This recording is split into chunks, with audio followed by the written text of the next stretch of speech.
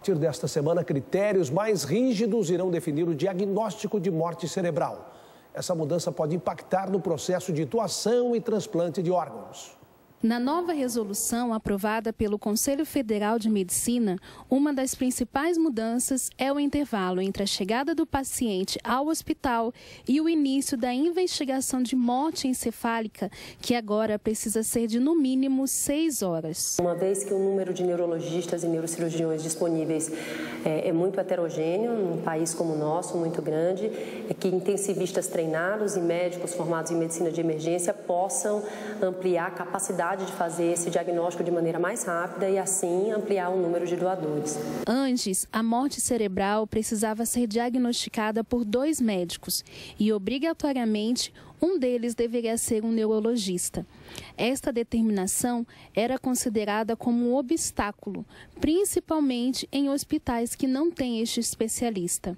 Então, o que muda e o que amplia a chance de fazer esse diagnóstico é a disponibilidade desse diagnóstico ser feito por um médico que não seja neurologista ou neurocirurgião, mas que tenha treinamento adequado. O exame complementar continua sendo necessário e há um intervalo mínimo de 1 hora entre a realização de um exame e outro.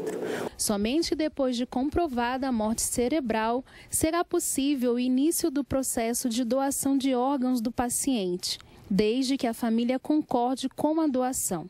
O diagnóstico de morte encefálica é o ponto de partida para uma série de medidas que transforma o paciente em doador, inclusive a autorização da família e a conservação adequada da pessoa para garantir a preservação dos órgãos. Dos potenciais doadores de órgãos evoluem com parada cardíaca durante esse intervalo de cuidado, levando a uma grande perda de órgãos que poderiam aumentar em muito e alavancar em muito o número de transplantes no Brasil.